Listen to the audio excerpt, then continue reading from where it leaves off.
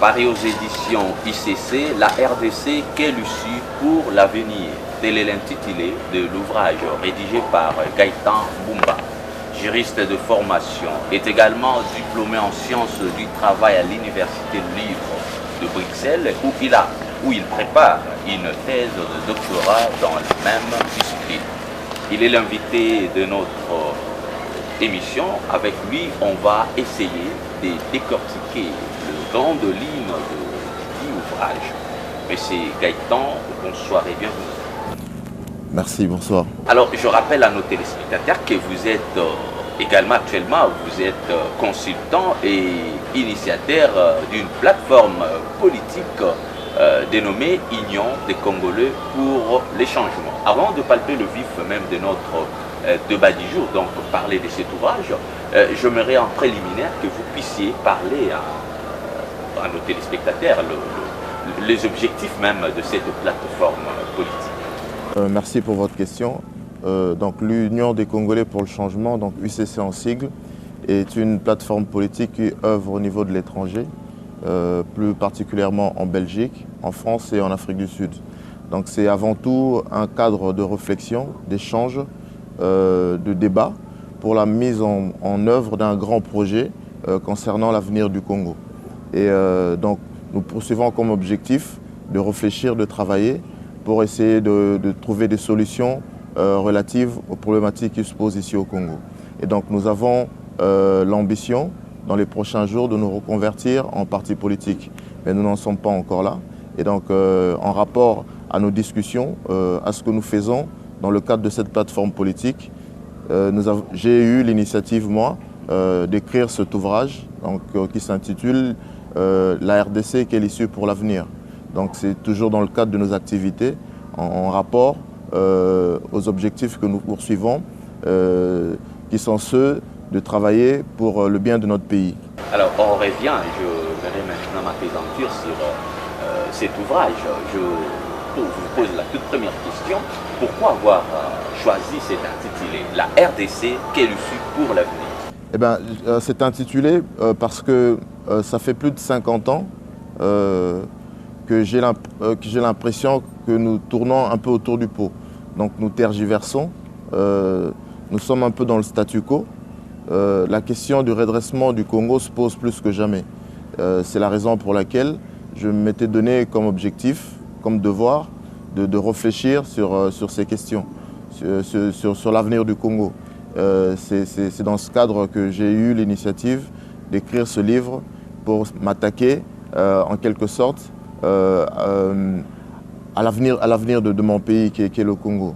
Et donc l'intitulé RDC, quelle issue pour l'avenir, parce qu'aujourd'hui, 50 ans après, nous avons encore des problèmes. Donc il y a encore une grande partie de nos concitoyens qui vivent en dessous du seuil de pauvreté. Nous avons encore des défis concernant l'accès à l'eau potable, la disponibilité de l'énergie hydroélectrique, etc.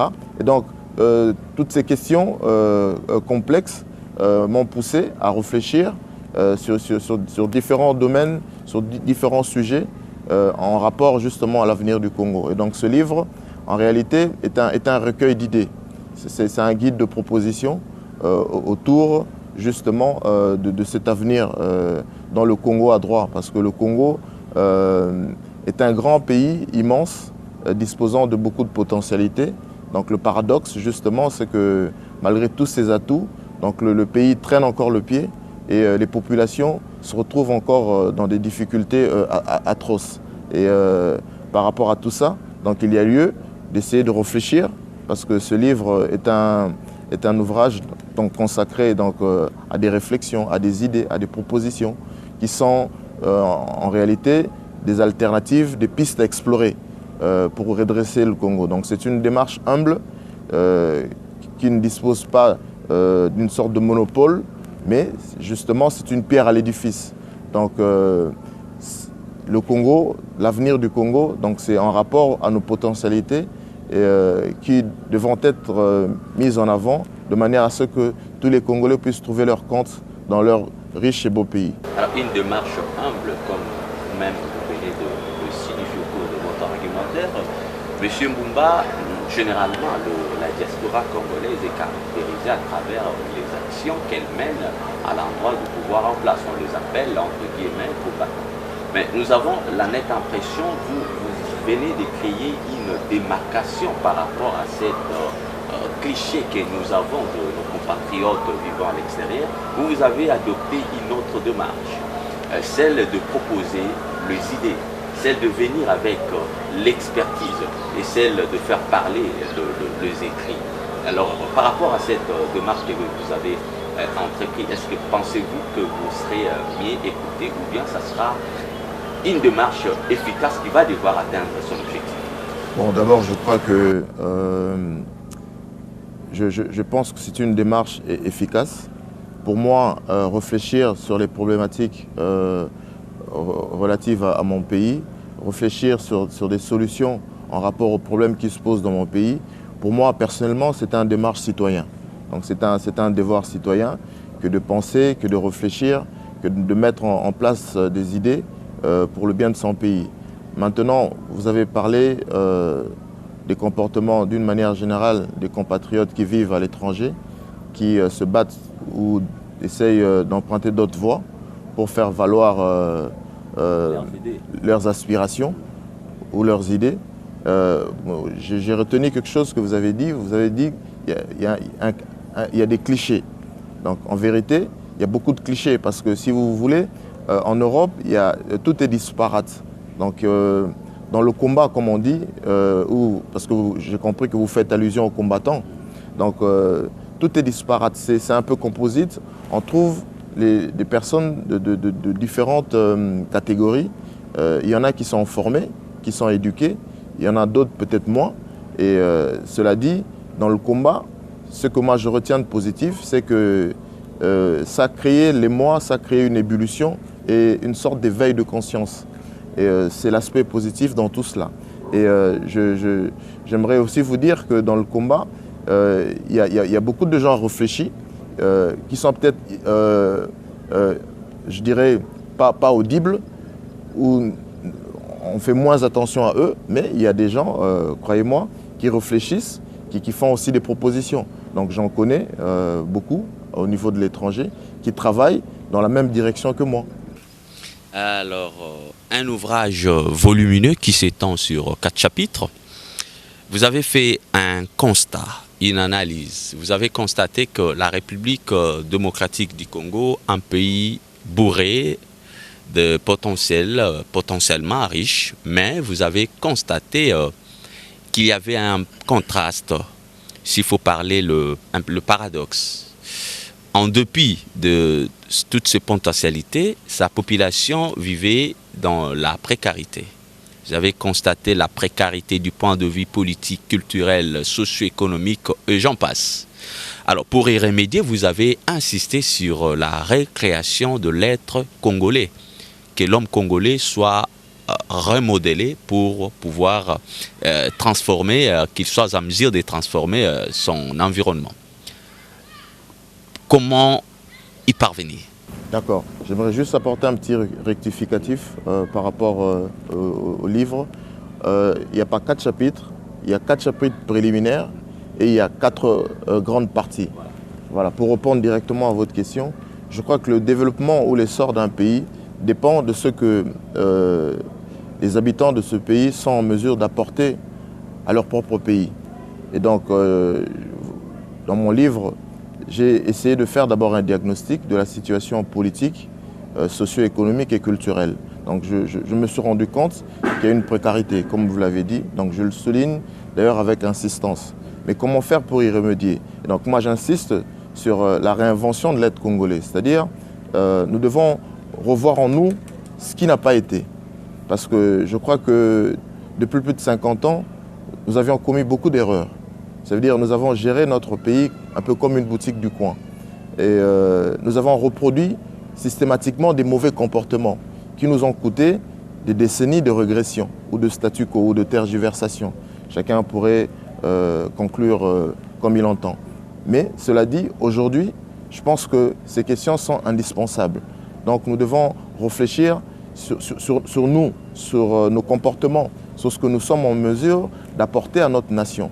Et donc j'insiste là-dessus sur la réinvention, la recréation de l'être congolais. Ça veut dire quoi en réalité? Ça veut dire que nous, Congolais, nous devons changer nos mentalités. Le changement de mentalité veut dire le changement systématique de notre système de fonctionnement. Comment nous fonctionnons? Je crois que dans ce pays, nous avons beaucoup mis en avant des anti-valeurs.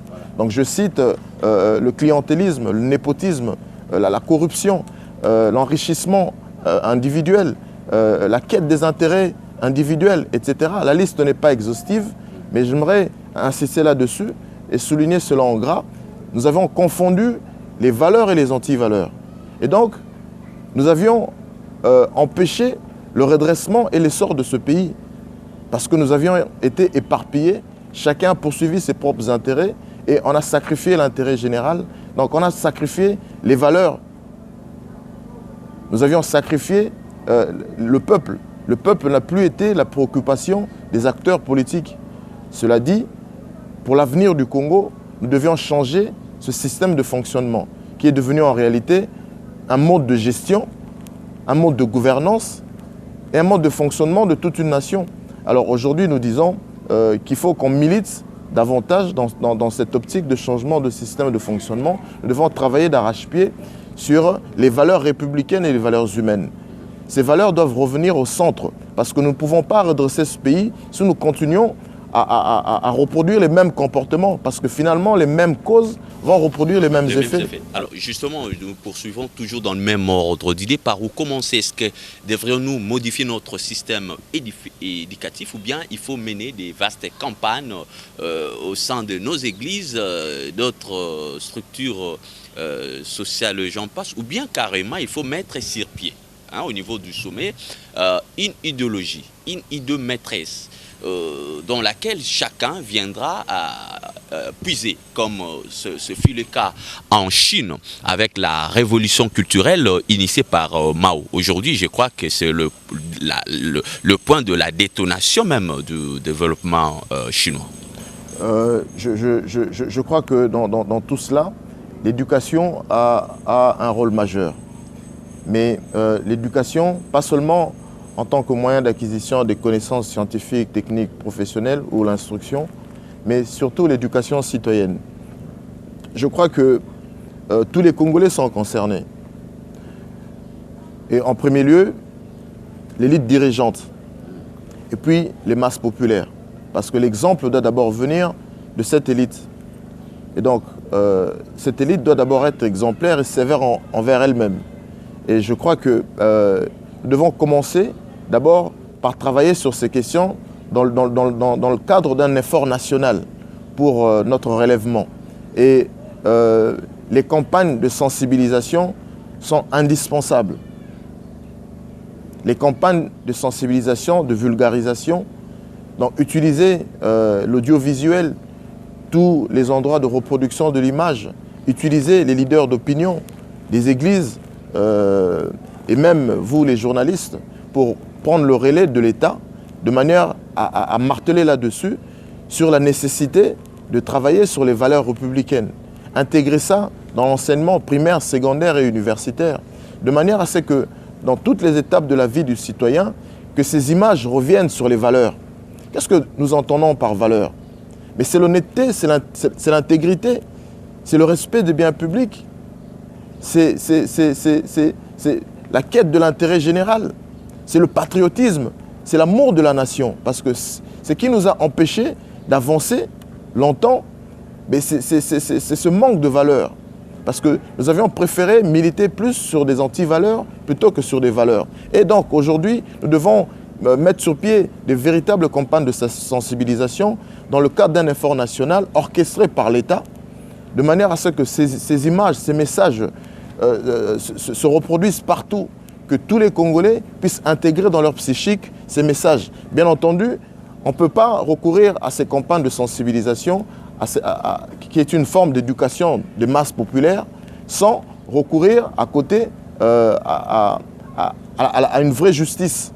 Parce que dans cette optique, lorsque les gens intégreront ces messages ou ces images ou tout ce qui tourne... On va y arriver. On va parler de la justice d'une manière aussi large, parce que vous avez aussi parlé de la justice ici. Mais j'aimerais un peu renchérir un peu cette question par rapport à la récréation de l'être congolais. Vous avez, comment dire, corroboré un peu ma question par rapport aux campagnes, au système éducatif et j'en passe. Mais Monsieur Gaëtan Boumba, s'il faut chronométrer cette démarche, ça pourrait nous prendre combien de temps pour que nous puissions arriver à cet ultime objectif? Je crois que la notion du temps m'importe peu. Ce qui importe, c'est plutôt de prendre ces questions au sérieux, de s'y mettre dès maintenant. Nous ne sommes pas tenus par le temps, mais je crois que si nous travaillons d'arrache-pied sur ces questions, dans un avenir proche, nous pourrions commencer progressivement à changer nos mentalités, c'est-à-dire à changer notre système de fonctionnement en tant que peuple, en tant que nation, en tant que gouvernant, en tant que gouverné. Mais il y a lieu de commencer à travailler sur ces questions d'arrache-pied. Et je parlais de la justice, si vous me permettez d'insister là-dessus, parce que la justice doit être un véritable contre-pouvoir. C'est-à-dire dans cette optique de sensibilisation, dans cette optique de changement du système de fonctionnement, il faut qu'on puisse compter sur une vraie justice capable d'apporter la sanction, capable aussi de punir tous les comportements déviants, de punir toutes sortes de démarches. Donc il faut mettre en avant l'aspect répressif de la justice. Tout à fait. Il faut mettre en avant l'aspect répressif de la justice parce que la justice doit être un véritable contre-pouvoir. Pourquoi je dis contre-pouvoir? Parce que il ne faut pas que l'exécutif tire tout le drap de son côté. Parce que pourquoi je pointe du doigt l'exécutif? Parce que l'exécutif est composé de l'élite dirigeante. Et cette élite dirigeante est la première concernée. Parce que c'est d'elle que doit venir l'exemple. Parce que c'est d'elle que doit venir l'impulsion. Parce que c'est d'elle que repose, si vous voulez, la responsabilité de tirer la nation vers le haut. Je rappelle à nos téléspectateurs sur cette question, puisque vous parlez de la justice et de l'élite dirigeante, vous avez insisté sur l'indépendance de la justice. Vous avez également comme recommandation que tout le ministre ou bien le dirigeant devrait en principe déclarer leur patrimoine à l'entrée du mandat public. Et vous avez également en préliminaire d'ailleurs insisté comme l'état des droits comme préalable au redressement de la République démocratique du Congo. Eh bien, tout cela entre dans le cadre de l'état de droit, déclaration de patrimoine, etc. Il y a encore d'autres idées développées dans le livre qui vont dans ce sens. Pourquoi? Parce que j'insiste sur la transparence. J'insiste beaucoup aussi sur l'efficacité. Donc pour obtenir la transparence et l'efficacité, il faut qu'il y ait un véritable état de droit. Mais quand on parle d'état de droit, il faut qu'il y ait une justice indépendante. Il ne peut pas avoir un état de droit sans une vraie justice indépendante. Or, dans l'état actuel des choses, je crois qu'il y a un flou, il y a beaucoup d'opacité. Et puis, la justice est d'une certaine façon sous tutelle de l'exécutif. Et donc, les juges ne sont pas véritablement indépendants. Et puis, les conditions de travail de ces juges, de ces auxiliaires de justice sont déplorables. Vous n'avez qu'à faire un tour dans les parquets de la ville, vous verrez dans quelles conditions ces fonctionnaires de l'État travaillent. Et donc ils ne sont pas à l'abri des corruptions. Donc il faut qu'on revalorise ce métier de juge. Parce que la justice, demain, doit être un véritable pouvoir, un contre-pouvoir face à l'exécutif. Et donc je fais encore une autre proposition. Je dis qu'il faut revoir le mode de nomination des juges. Et donc, tant que les juges, les auxiliaires de justice seront nommés par l'exécutif, je crois que la problématique de l'indépendance de la justice devrait toujours se poser. Et donc, dans cette dynamique, donc, je propose également la création d'un Conseil supérieur de justice. Ah, ça aussi, j'allais en venir. De manière à ce que qu'il y ait un organe composé exclusivement des juristes, et les juristes, eux, devraient s'occuper de la nomination des juges, du fonctionnement de la justice, à côté du ministère de la Justice qui continuerait à s'occuper de la procédure. Est-ce que vous pouvez faire un parallélisme pour bien éclairer la lanterne de nos téléspectateurs par rapport à cette question, la création du Conseil supérieur de la justice? Mais nous ici, on a la Cour constitutionnelle, hein, et on a suivi l'exemple de la France. Alors faites un peu un parallélisme entre... Donc la Cour constitutionnelle demeure dans l'état actuel de choses, dans son fonctionnement dont on le connaît. Donc il n'y a pas de modifications à apporter dans le fonctionnement de la Cour constitutionnelle de justice. Par contre, là où il y a lieu d'apporter une réorientation, c'est au niveau, je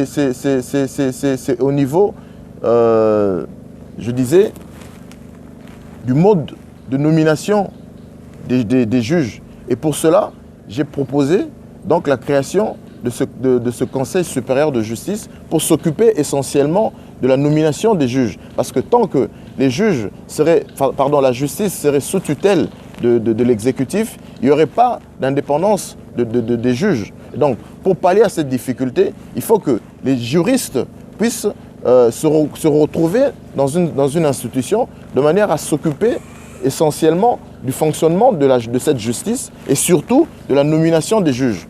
Et donc, l'autre idée, pour répondre à votre question, vous avez souligné l'idée reprise dans le livre sur la déclaration de patrimoine à l'entrée d'un mandat public. Oui. Parce que vous savez, aujourd'hui, il y a eu beaucoup de constats qui ont été faits sur ce sujet. Comment voulez-vous comprendre et expliquer qu'un individu puisse entrer dans une fonction importante au sein de la nation, avec des moyens tout à fait compréhensibles, et au bout de 6 mois ou d'1 an de mandat public, que cet individu puisse se retrouver avec un tel patrimoine immobilier, avec un compte si garni, il y a quand même lieu à se poser des questions.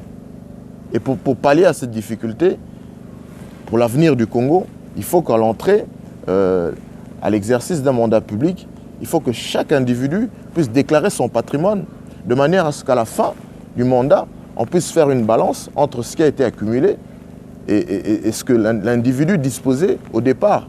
Et donc, il sera clair, éventuellement, s'il y a eu détournement de fonds publics, parce que ce qui est visé là, c'est justement la possibilité de créer des garde-fous pour qu'il n'y ait pas de détournement de fonds publics. Et encore d'autres idées qui sont proposées dans le livre où je propose que les détournements de fonds publics soient criminalisés, les délits d'initiés.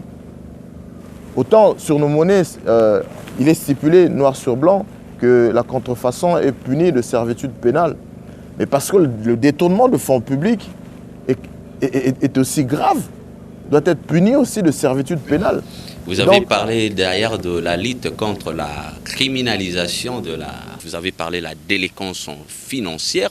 Chers téléspectateurs, si vous venez en cours, vous venez à peine de nous joindre, je rappelle que votre magazine Ecofin a réussi M. Gaëtan Mbumba, auteur d'un ouvrage intitulé La RDC, quelle issue pour l'avenir. Avec lui, nous sommes en train de décortiquer cet ouvrage volumineux de 4 chapitres, comme on avait dit au début. il a insisté sur la justice comme socle du développement de notre pays, l'état de droit comme préalable au redressement de la République démocratique du Congo, une justice efficace, indépendante. Il faut renforcer l'aspect normatif de notre justice, il faut renforcer aussi l'aspect incitatif de notre justice et il a insisté aussi sur l'aspect répressif de notre justice. Autre aspect, M. Mbumba, vous avez insisté sur la transparence de procédures budgétaires. Voilà, c'est une notion aussi essentielle parce que souvent dans nos pays, il y a beaucoup d'opacité. Et donc, ces questions concernent notamment cet avenir du Congo qui nous préoccupe tant. C'est-à-dire ces procédures budgétaires doivent être transparentes. Donc les Congolais doivent savoir ce qui se passe, comment ces procédures sont menées et les débouchés de toutes ces procédures. Et donc je crois que c'est une notion aussi simple qu'essentielle. Donc il y a lieu de marteler là-dessus de manière à ce que les gouvernants, de manière à ce que cette élite dirigeante puisse rendre les procédures budgétaires transparentes, puisse permettre l'accessibilité à tous les citoyens de manière à savoir comment ces budgets sont votés et comment ces budgets sont utilisés. Parce qu'au final, il y a cette procédure budgétaire, mais on ne connaît ni les tenants ni les aboutissants. Donc les gens, en fin de compte, s'en rendent compte qu'il y a eu ceci, qu'il y a eu cela. Mais s'il y a cette transparence budgétaire de fond en comble, quand bien même qu'il y aura des couacs, mais les gens seront au courant de tout ce qui se passe. Parce que d'une manière générale, pour notre avenir, il faut qu'on insiste beaucoup sur ces notions de transparence. Parce que pour qu'on puisse connaître un État efficace, il faut qu'il y ait aussi beaucoup de transparence. Et donc cette transparence concerne directement cette élite dirigeante, concerne directement les gouvernants. Et ça s'applique pas seulement au niveau des procédures budgétaires, mais dans l'ensemble du fonctionnement de l'appareil de l'État. Donc il faut qu'il y ait de moins en moins d'opacité. Il faut qu'il y ait beaucoup de choses doivent être rendues publiques, de manière à permettre aux citoyens congolais de comprendre ce qui se passe dans leur pays, de comprendre les enjeux de leur pays, et pour que ces citoyens, demain, deviennent aussi des participants, en participant justement dans le débat public, lorsqu'ils comprendront, lorsqu'ils sauront ce qui se passe, et ils auront leur propre opinion. Tout cela, c'est dans le but de permettre l'essor et le bon fonctionnement de notre pays. Nous avons beaucoup à dire, mais hélas, le temps nous est imparti à beaucoup de points que nous n'avons pas pu commenter, notamment l'affranchissement du joug occidental, la recherche de la paix et sécurité, et j'en passe.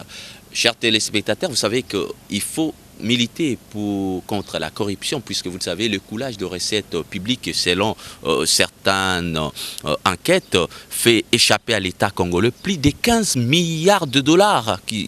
Plus de 15 milliards de dollars, c'est vraiment énorme. À travers cet argent, on pourrait mettre sur pied des projets ambitieux pouvant permettre à ces pays de se transformer et de se développer. Alors, M. Gaëtan Mbumba, il me serait incomplet d'éclore complètement ce magazine sans pour autant vous demander votre mot de la fin.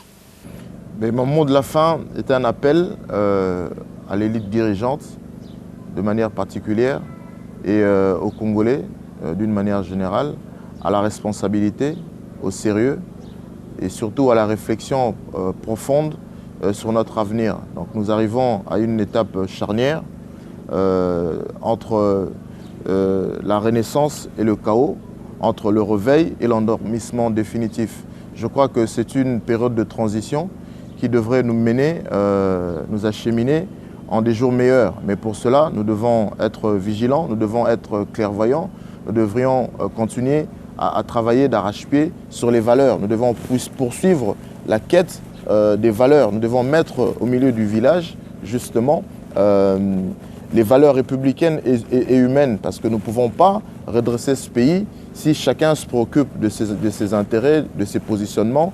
Et donc, si nous arrivons à trouver un consensus, nous arrivons à nous mettre d'accord sur ces valeurs humaines et républicaines, je crois que notre avenir est garanti, parce que nous avons un pays riche, un pays disposant de potentialités énormes. Et donc, naturellement, nous avons droit à connaître un avenir meilleur, de manière à ce que toutes les populations puissent avoir accès aux richesses et à tout ce bonheur dont Dieu nous a disposé ici dans ce pays. Donc l'appel est lancé à l'élite dirigeante, un appel à la responsabilité, au sérieux, un appel à la réflexion sur l'avenir du Congo. Merci. Le monde ne sera pas détruit par ceux qui font le mal, mais plutôt par l'indifférence de ceux qui devraient combattre ce mal. C'est par cette pensée et réflexion que nous bouclons complètement notre numéro du jour. Au revoir et à la prochaine.